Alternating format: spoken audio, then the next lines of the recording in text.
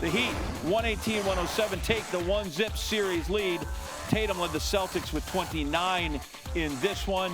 There you see the Butler stat line in the third quarter. That's one dude. The Celtics, that's their stat line. That's all five dudes, or how many ever they rolled in there. What we're saying is Jim was good in the third. The Celtics were not.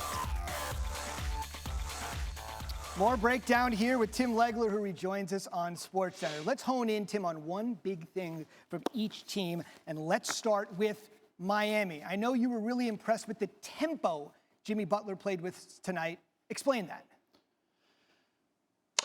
Well, his ability to get to the line does a lot of things for the Heat, and particularly against this team, Zubin, it's so important because Boston is a team that absolutely thrives in transition at the three-point line, and they will turn quick opportunities into 3 points. So when you get to the line, you make them play against your half-court defense, and the fact that 10 free throws in one quarter, to me, that is where they're able to control tempo, they're controlling pace, and most importantly, they're making sure Boston is playing against 5 defenders. That's how important it is. You know, any great player, if they get to the line as many times as they have attempted field goals, they're going to have a big night, and they are the person that is controlling the action. That's what Jimmy Butler did in that quarter. So their defense was great, but on the other end, it's a moot point if Jimmy Butler is not controlling their possessions by ending them with 2 free throws. All right, so that was the end of the Celtics. That pretty much came by the end of the third quarter when Miami outscored him by 25, and Jimmy outscored the Celtics on his own. But the C's were short-handed, didn't have Horford, didn't have Smart. Where did that affect them the most tonight?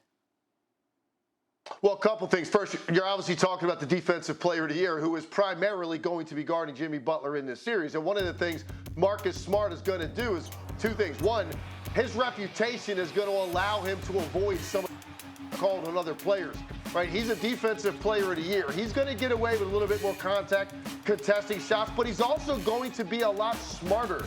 He's a guy that's not going to get baited into those pump fakes. He's going to be able to draw some offensive fouls by getting his shoulder square on Jimmy Butler on some of those post-ups. He's just so good at taking angles and positionally, he's going to make Jimmy Butler work. And then also on the other end, he and Horford collectively are the X factors for that team from the three-point line. You know, Al Horford's already got a 30-point playoff game under his belt in this postseason. Marcus Smart is one of those guys any given night can make 5-6 threes.